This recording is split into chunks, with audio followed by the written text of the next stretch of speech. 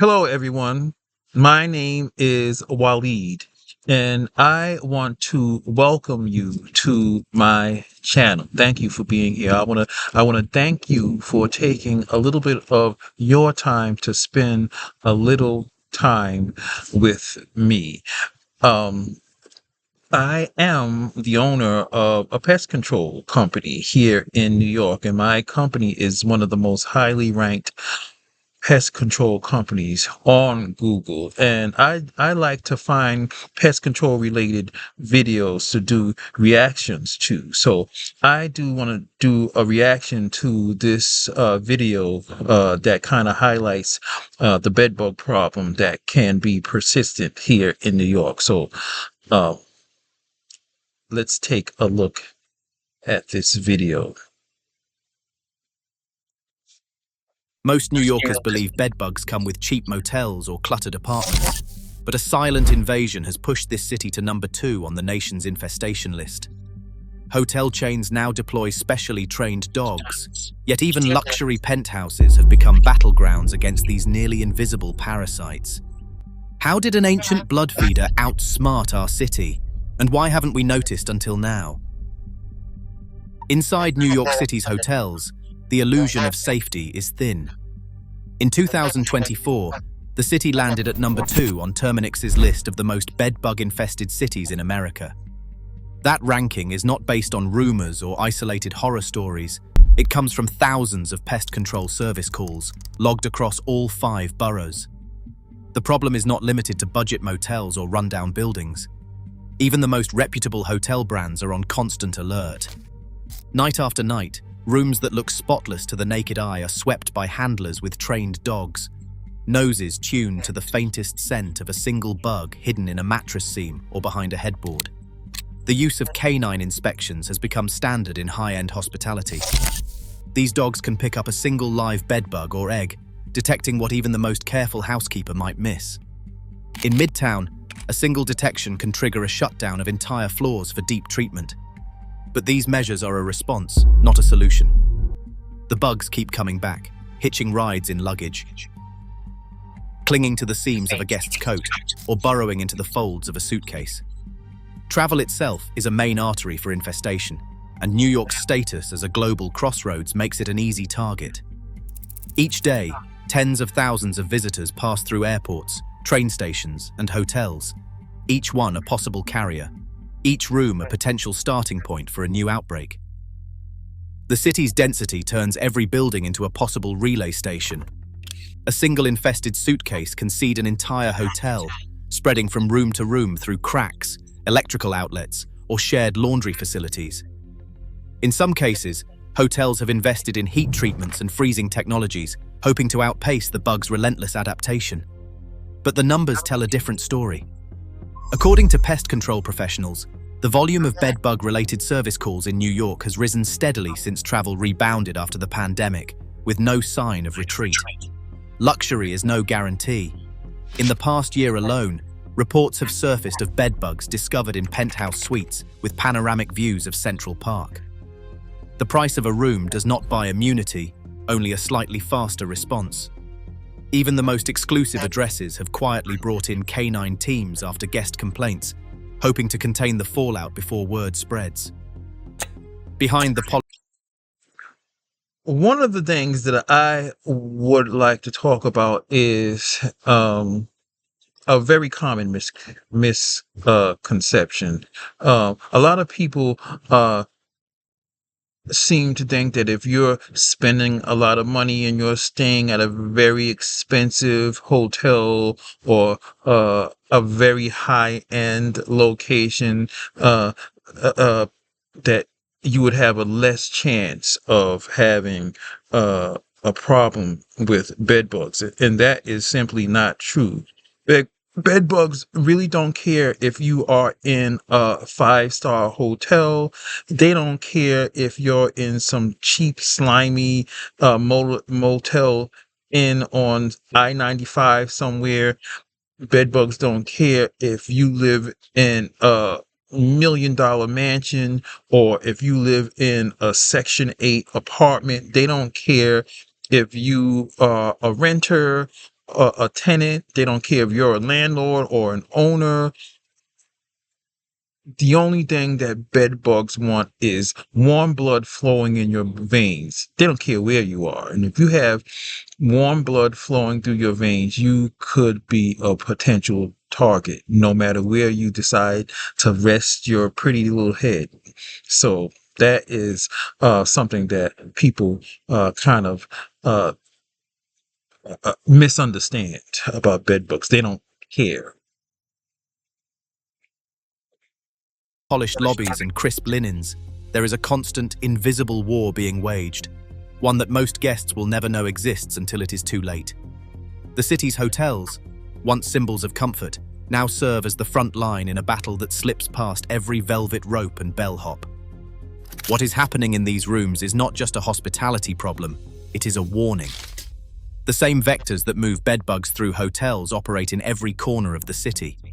Luggage, clothing, and even briefcases become vehicles for an invasion that ignores class and neighborhood lines. The threat is everywhere, hiding in plain sight, waiting for its next ride. On the Upper East Side, a penthouse apartment with floor-to-ceiling windows and a private elevator became the scene of a battle that money could not win. The owner, a financier accustomed to instant solutions, brought in a veteran exterminator after waking up with unexplained welts. The exterminator, with 30 years in the business, inspected the suite's imported rugs, custom furniture, and silk drapes. His verdict came quickly. He said, "Money doesn't protect you. I've seen worse infestations in penthouses than in shelters." He pointed to the telltale signs, rust-colored stains along the mattress seam, a faint, sweet odor, and clusters of eggs hidden behind the headboard. In the walk-in closet, he found shed skins tucked into the corners of designer shoeboxes. The resident had spared no expense, hiring a private cleaning crew and a second pest control team before. Still, the bugs had survived, burrowing deep into cracks in the wooden floor and the joints of the bed frame. The exterminator described how bedbugs in these buildings can move behind walls, traveling along electrical conduits and even through ventilation shafts, reaching other apartments without ever being seen.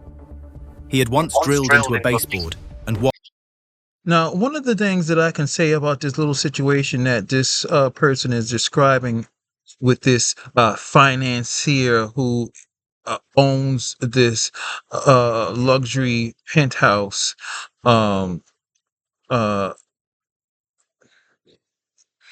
it doesn't make any sense that this financier who owns this luxury penthouse uh, wasn't paying attention to his surroundings, because from what they described about his situation, there were rust-colored stains on the mattresses. There was a smell, a sweet citrusy smell. There were bedbug eggs behind the headboard. There were piles of bedbugs in the closet, the walk-in closet. This all tells me that these bed bugs were with this financier for quite some time. And how long did it take for him to notice that he had a problem? How did this problem get so far out of control?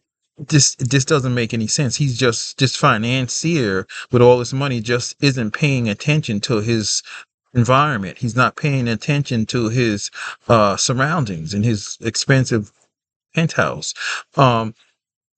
When there are certain kinds of infestations, whether it's bed bugs or roaches or mice or rats, when there are certain kinds of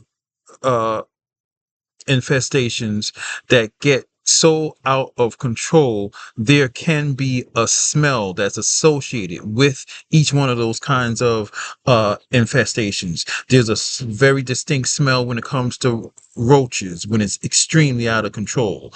There's a very distinct smell when it comes to bed bugs. It's a citrusy kind of smell. With the roaches, it's a musty kind of smell. With rats and mice, there's a very unique smell that you kind of, is a common smell that you would smell in the New York City subway systems that is associated with rodents and mice and rats. But when it comes to this situation, there was a smell there. That tells me that this problem was there for a while, and this guy just wasn't paying attention. And that's one of the major defenses when it comes to bed bugs, is detecting it right away and responding right away, not letting it sit there and develop into a big out of control problem like this guy seems to have in his little penthouse. Watched as dozens of bugs poured out, scattering for new hiding places. In luxury towers, the infestation does not stop at one unit. Shared walls and heating, ventilation and air conditioning systems create hidden highways that let bedbugs spread from penthouse to studio, floor by floor. The exterminator's experience in high-end buildings revealed a pattern. Residents often mistake bites for allergies or blame the cleaning staff, delaying real action. By the time professionals are called, the bugs have established satellite nests in nightstands, picture frames, and even inside electrical outlets. The exterminator recalled a case where a $10,000 mattress was thrown out, only for the bugs to reappear days later from a nest behind a wall mirror. He explained, "They hide where you never think to look. I found them inside the seams of window shades and the hollow legs of dressers. In these settings, embarrassment leads to secrecy. Neighbors are not warned, and building management sometimes downplays the problem to protect property values. The result is a slow-motion disaster. Infestations leap from apartment to apartment, unchecked. The exterminator's advice is That's another thing.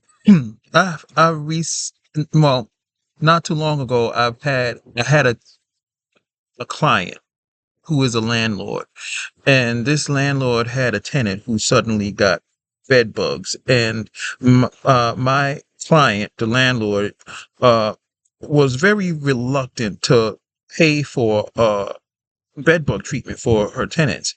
And in New York City, landlords do have a responsibility to help with the bed bug problem. But she was very reluctant because she was convinced that because years prior she had given these tenants this apartment bed bug free, and all of a sudden they had bed bugs. She was convinced that, it's their fault. And the only way that these people got bed bugs is because they brought the bed bugs in. And I had to explain to her, people bringing bed bugs into their apartment is just one way that people can get bed bugs in their apartment, but we don't know if that's how they got bed bugs in their apartment. I had to explain to her that there are other ways for people to get bed bugs in their apartment. Sometimes bed bugs can migrate into an apartment from another apartment or from another building. One of the things for sure is that her building and many buildings here in New York are attached to other buildings on the left side and the right side. So I told her, you can't say that these bed bugs didn't migrate from the building from the left, or from the building from the right, or from an apartment below your tenants, or the apartment above your tenant. You don't know how the bed bugs get it. You can't determine or just conclude that the tenants brought the bed bugs in without evidence of that. So, that was a learning experience for her. And she was, she kind of accepted what I said, but she was giving me the side eye all the time because I was dispelling her misconception. blunt.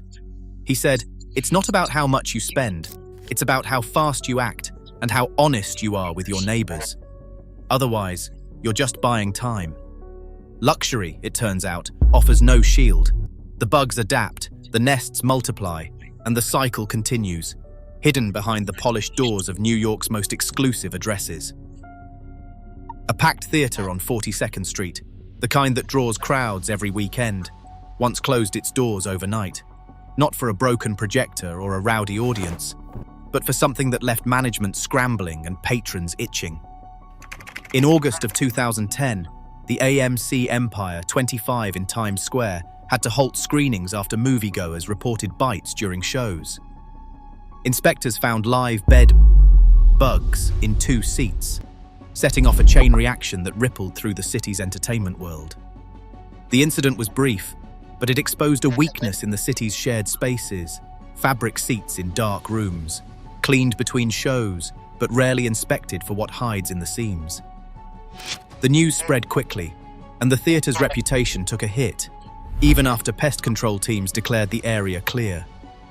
For months, rumors swirled about which seats were safe, and ticket sales dipped as the story stuck in the public's mind. The problem did not end in the theatre district. Across the city, subway riders began swapping stories about mysterious bites and phantom itches. While official logs from the MTA are tight-lipped, transit unions have pushed back against claims that bedbugs are just a rare nuisance. In 1 month alone, 21 sightings were reported across multiple subway lines. Trains on the N line were pulled from service for fumigation, and operators quietly worried that upholstery and crowded cars gave bedbugs the perfect cover. With 8,000 trains running every day and more than 5 million riders moving through the system, a single infested seat could become a mobile nest, traveling from borough to borough before anyone notices. Offices have not escaped unscathed. In 2025, a major corporate campus in Chelsea logged a confirmed bedbug case after sniffer dogs found evidence on several floors. The discovery led to a round of treatments and a tense round of emails between facilities managers and staff, some of whom refused to return to their desks until the all-clear arrived. Workplaces that once prided themselves on open seating and plush lounges suddenly faced a new kind of labor dispute. Union representatives demanding regular inspections and written guarantees of pest-free environments. For many workers, the risk was not just a bad day at the office. It was the fear of bringing something home that could upend their lives for months. Institutions have tried to downplay these incidents, often framing them as isolated or quickly resolved. But the pattern is hard to ignore. Public spaces, places designed for comfort and community, have become potential minefields. A night at the movies, a daily commute, even a day at work now carries a hidden risk. Each seat, each One of the things I can tell you is that people really underestimate the potential for picking up bed bugs when they go to the movies, or if they want to be entertained at the theater on Broadway. Those places provide golden opportunities for bed bugs. Every night there are hordes of people coming into those theaters with fresh blood in their veins, and they're sitting in those comfortable seats, and the lights go out, and the bed bugs have the perfect opportunity to come out of these little cracks and crevices and go after the blood that are in all of these people that are just coming to be entertained, and just for a little bit of enjoyment. These people would be lucky if the only thing that happens to them is the bed bugs come out and bite them and get a little blood out of them and then go back into their hiding places. They would be a lot more unlucky if these bed bugs hitch a ride, crawl into a pocketbook or pocket or the cuff of a pant or a sleeve, and hitch a ride home. Then this and if that person is even more unlucky, that one bed bug that they might bring home is a female. It's full of eggs. Maybe if they're lucky, the one bed bug that they bring home is a male, a bachelor male that doesn't have anybody else to mate with, and eventually he'll live out his life cycle and he'll die. But if that person brings home one female that is full of eggs, and she deposits her eggs, you have a serious bedbug outbreak. shared cushion becomes a question mark. The city's battle with bedbugs has moved far beyond bedrooms and hotel suites. Now, every public seat is suspect, and the boundaries between private and shared risk have blurred into one long, uneasy line. Bedbugs in New York have become more than a nuisance. They are now a biological puzzle, outpacing every chemical weapon thrown at them. In the lab, entomologists studying the city's infestations have uncovered a disturbing truth. Most bedbugs here can survive direct exposure to the very pesticides that once wiped them out. Standard sprays, especially those based on pyrethroids, barely slow them down. In sample after sample collected from apartments, hotels, and public buildings across the 5 boroughs, researchers find the same pattern. Bedbugs that should be dead after treatment crawl away unharmed. The explanation lies in their DNA. Under the microscope, scientists have identified mutations known as knockdown resistance, abbreviated KDR. These tiny changes, like V499L and L925I, alter the bug's nerve cells so the chemicals cannot take hold. Instead of being paralyzed by the spray, the bugs keep moving, feeding, and breeding. Bioassays from regional labs confirm that resistant strains dominate New York's population. While the exact percentage shifts with each new batch, field studies suggest that up to 88% of the city's bedbugs show resistance to at least one major pesticide group. Exterminators who once relied on quick chemical fixes now face bugs that shrug off the same treatments that worked a decade ago. Bedbugs have also evolved to survive in ways that seem almost impossible. One of the things that I do want to talk about is chemical treatments as opposed to heat treatments or steam treatments or freezer treatments. Bed bugs, roaches, ants, and other organisms can build up resistance to different types of pesticides. That is true, and that is undeniable. But there's always a constant race between science and nature as these bugs build up resistance. The chemists and the pest control companies come up with new products to stay one step ahead of them. I do offer chemical treatments, and the main reason that I do offer chemical treatments is because chemical treatments are just about the most affordable type of pest control. If I was giving a person a chemical treatment, let's say they had a 3-bedroom apartment, and this 3-bedroom apartment cost about $1,000 to do a treatment.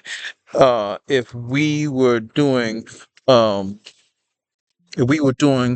heat treatment, or if we were doing a steam treatment, this same $1,000 treatment might be $3,500. It might be $5,000, and the chemical treatment is tough enough for a lot of people to be able to afford. So trying to get a person, a lot of people just aren't going to be able to handle $3,000 or $4,000. Even a lot more in some cases for a heat treatment or a steam treatment or a freezer treatment. The chemical treatments are among the more affordable forms of treatments, and that's why I like to offer it for my customers. And another thing, if I'm using a line of products and I see that the bed bugs are not responding to it the right way, that they're still moving, then I know this is not the right product. I gotta come up with a different mixture, a different family of chemicals that will knock them down. You have to be paying attention when you're doing these treatments.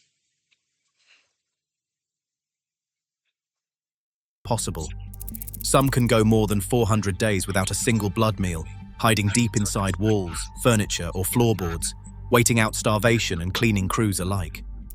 Females lay up to 500 eggs over their lifetimes, and a single survivor can restart an infestation weeks after the last spray.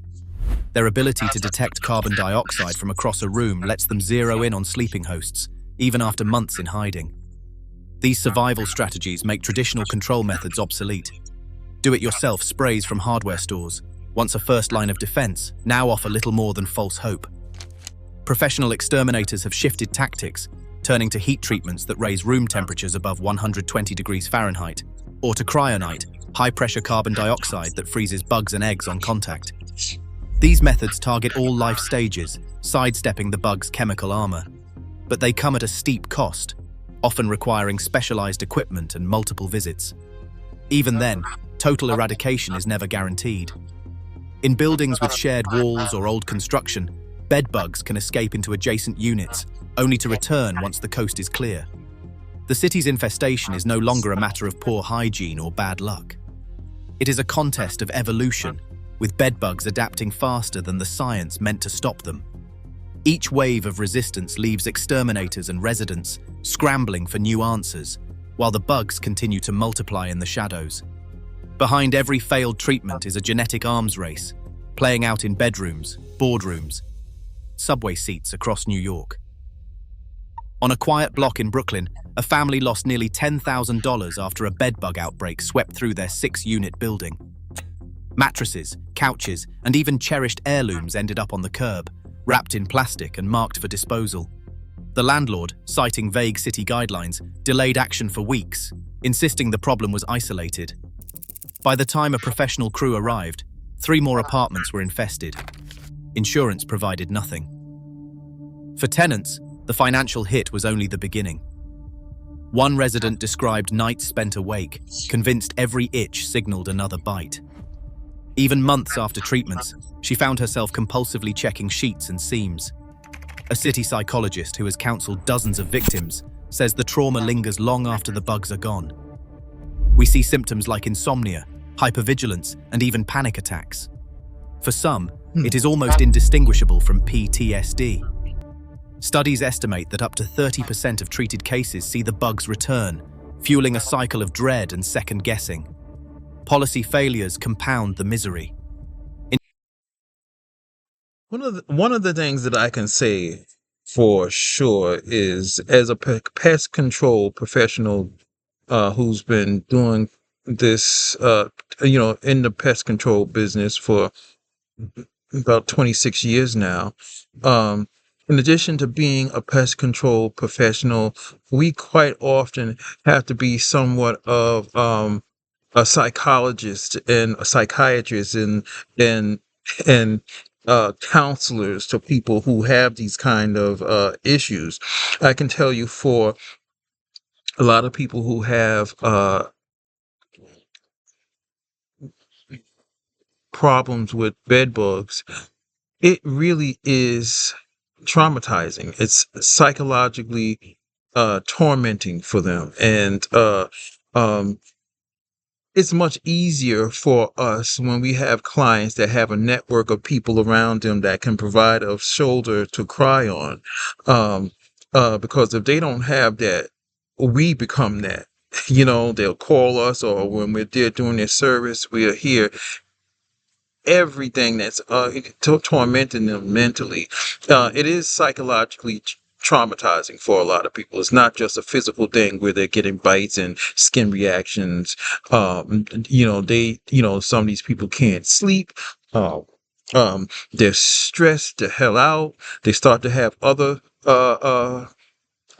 health issues because they're worried so much and they're stressed out. They're spending so much money. They're afraid to sleep. They're worried about their kids and their family. It's just a psychological nightmare for a lot of people, and we have to help them through that quite often. In 2010, New York's Bedbug Advisory Board proposed reforms and funding for rapid response, but most recommendations were quietly defunded. Landlords still exploit loopholes, shifting blame or dragging out repairs.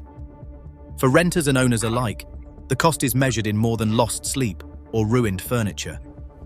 It is an erosion of trust, security, and peace of mind, with no real safety net in sight.